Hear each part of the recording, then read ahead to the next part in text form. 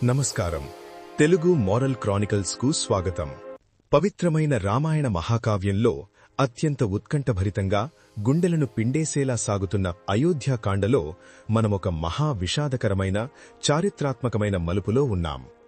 నిన్నటి ఎపిసోడ్లో ముల్లోకాలకు ఆరాధ్యుడైన శ్రీరాముడు కిరీటం ధరించబోతున్నాడు అన్న వార్త విని అయోధ్య ప్రజలందరూ ఆనంద సముద్రంలో మునిగిపోగా, ఒక చీకటి గదిలో మాత్రం మంథర అనే వంకరబుద్ధి దాసి తన అసూయ అనే విషాన్ని కైకేయి మనసులో ఎలా నింపిందో మనం కళ్లకు కట్టినట్లు చూశాం.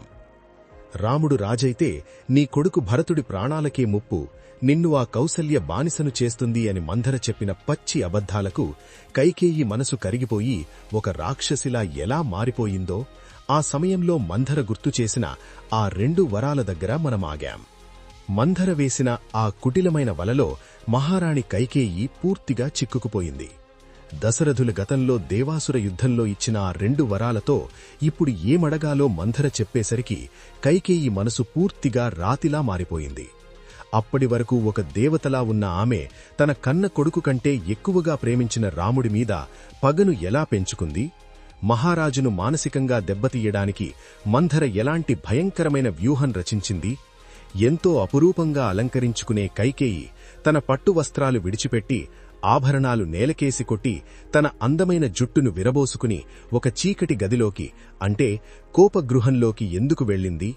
ఆ పండుగ పూట అయోధ్య తలరాతను మార్చేసిన ఆ భయంకరమైన ఘట్టాలను ప్రతి చిన్న భావోద్వేగంలోనూ లోతుగా వెళ్లి మీ కళ్లకు కట్టినట్లుగా వివరించే ఎపిసోడ్ 16లోకి ఇప్పుడు అడుగుపెడదాం. కైకేయి, నీ భర్త ఇచ్చిన ఆ 2 వరాలతో మొదటి వరంగా నీ కొడుకు భరతుడికి సింహాసనమడుగు, 2వ వరంగా ఆ రాముడికి నారబట్టలు కట్టి 14 ఏళ్లు అడవులకు పంపించు అని మంథర చెప్పిన మాటలు కైకేయి చెవుల్లో ఒక మంత్రంలా పనిచేశాయి. కైకేయి ముఖంలో ఇప్పుడు ఎలాంటి అమాయకత్వం లేదు.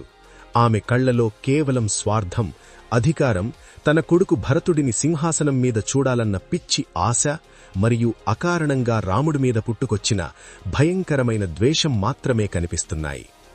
ఒక్కసారిగా కైకేయి తన స్థానం మరిచిపోయి మంథరను గట్టిగా కౌగిలించుకుంది. మంథర, ఎంత గొప్ప ఉపాయం చెప్పావే! ఇన్నాళ్లు నువ్వు గూనిదానివి, వంకరదానివి అని అందరూ నిన్ను చూసి నవ్వేవారు. కాని నీ రూపం మాత్రమే వంకర, నీ బుద్ధి అద్భుతం. నా కళ్లు తెరిపించావు, నన్ను ఆ కౌసల్యకు బానిస కాకుండా కాపాడావు. ఈ సృష్టిలో నా మీద నిజమైన ప్రేమ ఉన్నది నీకు మాత్రమే. నువ్వు చెప్పినట్లుగానే చేస్తాను. ఆ రాముడిని 14 ఏళ్లు అడవులకు పంపిస్తే వాడు మట్టిలో కలిసిపోతాడు, వాడి బలం సన్నగిల్లుతుంది.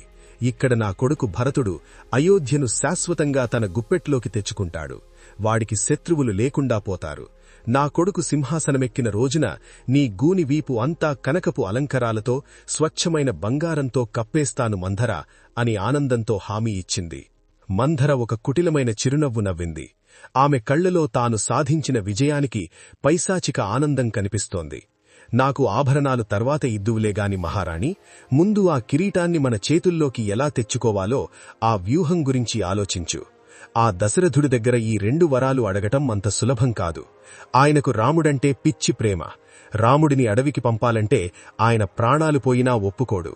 కాబట్టి ఇప్పుడు నువ్వొక గొప్ప నాటకమాడాలి. ఆ నాటకం చూసి మహారాజు గుండెలు పగిలిపోవాలి అని ఒక భయంకరమైన వ్యూహాన్ని వివరించడం మొదలుపెట్టింది. మంథర కైకేయి భుజాలు పట్టుకుని కళ్లలోకి సూటిగా చూస్తూ ఇలా బోధిస్తోంది. అమ్మాయి కైకేయి, ఇంకా సేపట్లో మహారాజు దశరథుడు రాముడి పట్టాభిషేక వార్తను నీకు చెప్పడానికి ఎంతో సంతోషంగా పరుగుపరుగున నీ గదికి వస్తాడు. ఆయన వచ్చేసరికి నువ్వు ఎప్పటిలాగా నవ్వుతూ అందంగా అలంకరించుకుని ఎదురెళ్లకూడదు. నువ్వొక మృతదేహంలా, ప్రాణంలేని రాతి బొమ్మలా, అంతులేని కోపంతో ఉండాలి. ఆయన నీ దగ్గరకు రాగానే నిన్ను అలా చూసి తట్టుకోలేక బ్రతిమాడుతాడు, నీ కాళ్లు పట్టుకుంటాడు, నిన్ను సంతోషపెట్టడానికి ఎన్నో బహుమతులిస్తాను అంటాడు. కాని నువ్వు కరగకూడదు. మహారాజు మాటల వలలో అస్సలు పడిపోకూడదు. ఆకాశం బద్దలైనా, భూమి కంపించినా నువ్వు నీ పట్టు విడవకూడదు. నువ్వు వెంటనే వరాలు అడగకు. ముందుగా నీకు దక్కాల్సిన ఆ 2 వరాల మీద దశరథుడి చేత ప్రమాణం చేయించుకో.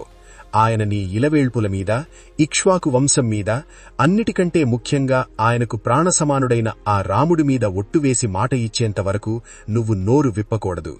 ఆయన మాట ఇచ్చాక అప్పుడు ఈ 2 వరాలు అడుగు.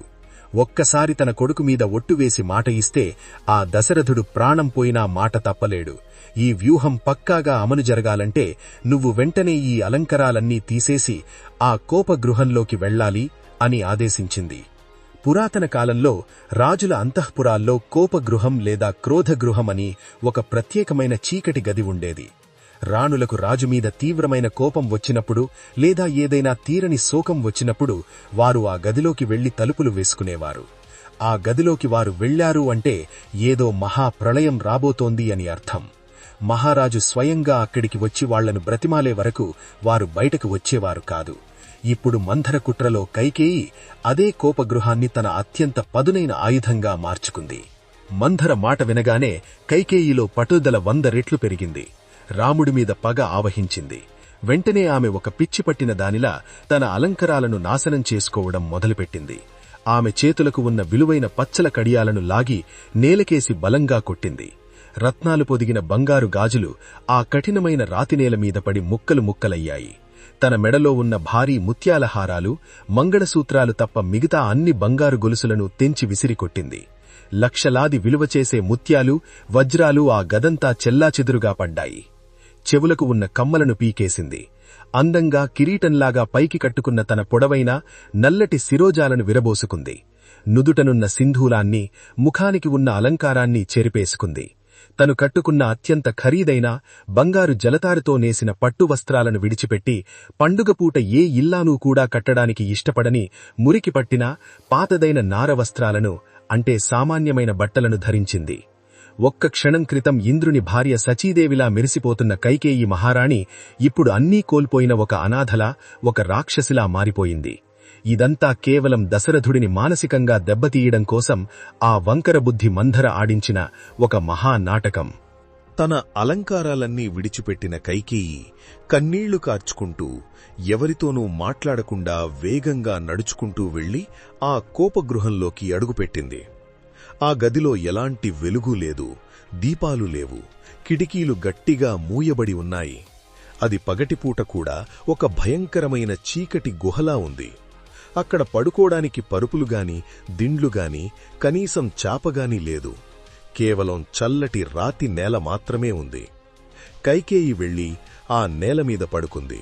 ఒక మహారాణి, కోసల దేశానికి అత్యంత ఇష్టమైన రాణి, పూల రెక్క తగిలితేనే కందిపోయే శరీరం ఉన్న కైకేయి ఆభరణాలు లేకుండా దుమ్ము కొట్టుకుపోయిన రాతి నేలమీద దేవుడిచ్చిన ప్రాణాన్ని వదిలేస్తున్న పాములాగా పడి ఉంది.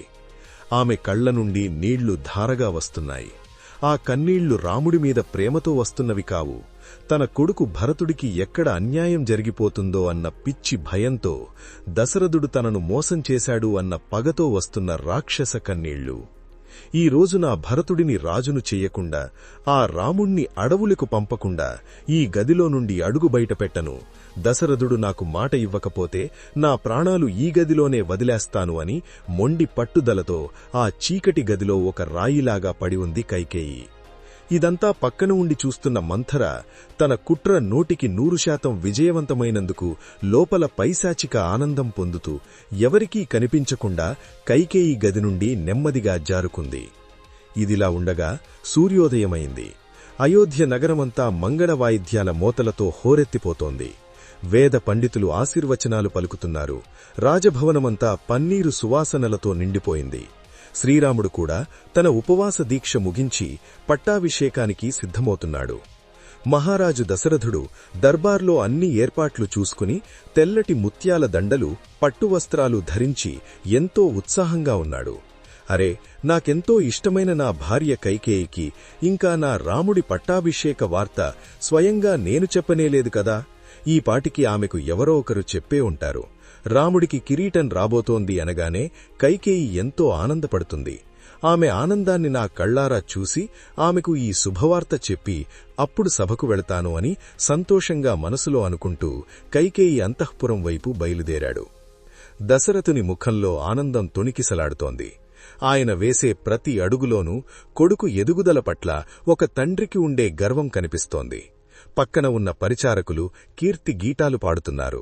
మహారాజు అలా ఆనందంగా కైకేయి భవనంలోకి ప్రవేశించాడు. ఆ భవనం నిండుగా సుగంధ పరిమళాలు వెదజల్లుతోంది. పెంచిన నెమళ్లు నాట్యం చేస్తున్నాయి. పంజరంలో చిలకలు పలుకుతున్నాయి.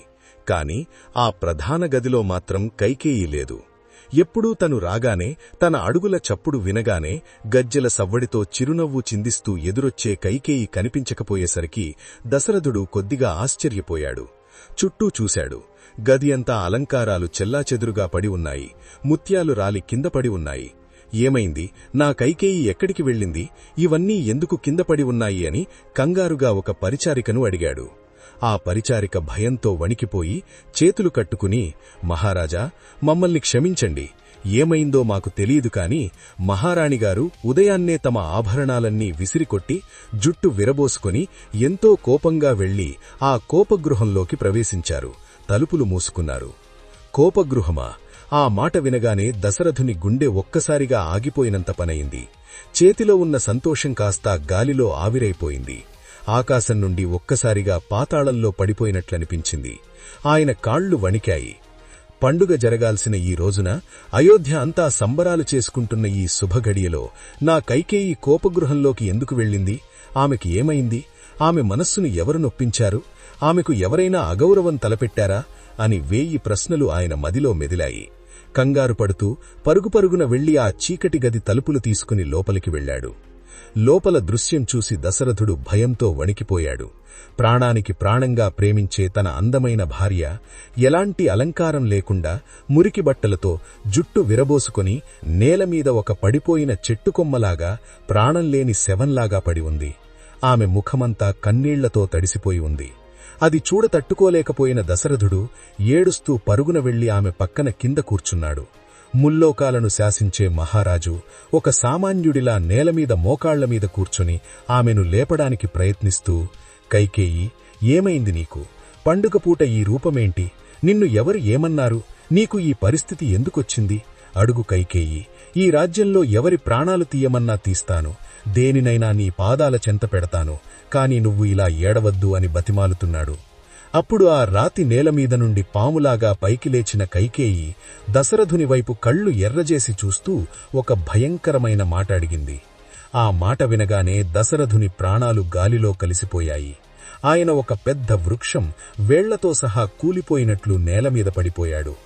కైకేయి అడిగిన ఆ మాట ఏంటి? ఆ 2 వరాల గురించి కైకేయి దశరథుండి ఎలా అడిగింది?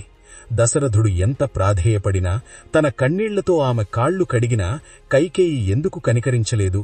శ్రీరాముణ్ణి అడవులకు వెళ్లమని దశరథుడు ఆజ్ఞాపిస్తాడా అన్న గుండెలు రగిలిపోయే అత్యంత ఉత్కంఠభరితమైన ఎమోషనల్ ఘటాలను మనం తరువాతి ఎపిసోడు 17లో కళ్లకు కట్టినట్లుగా తెలుసుకుందాం.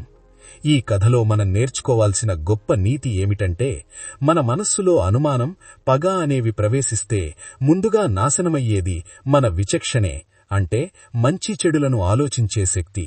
మంథర మాటల వల్ల కైకేయి తన విచక్షణను పూర్తిగా కోల్పోయింది. ఎంతలా అంటే, ఏ భర్తైతే తనను ప్రాణంగా ప్రేమిస్తున్నాడో ఆ భర్తనే అత్యంత దారుణంగా శిక్షించడానికి, ఆయన ప్రాణాలు తీయడానికి కూడా ఆమె వెనుకాడలేదు. అందుకే మన జీవితంలో నెగటివ్ వ్యక్తులకు, అనుమానాలకు ఎంత దూరంగా ఉంటే మన కుటుంబం అంత సంతోషంగా ఉంటుందని రామాయణం మనకు గుణపాఠం చెబుతోంది. ఇలాంటి మరిన్ని అద్భుతమైన రామాయణ కథల కోసం మన తెలుగు మోరల్ క్రానికల్స్ ఛానల్ను లైక్ చేయండి, మీ ఆత్మీయులకు షేర్ చేయండి, మరియు దయచేసి సబ్స్క్రైబ్ చేసుకుని బెల్ ఐకాన్ ప్రెస్ చేయడం మర్చిపోకండి. తరువాతి ఉత్కంఠభరితమైన ఎపిసోడ్తో మళ్లీ కలుద్దాం. నమస్కారం. జై శ్రీరామ్.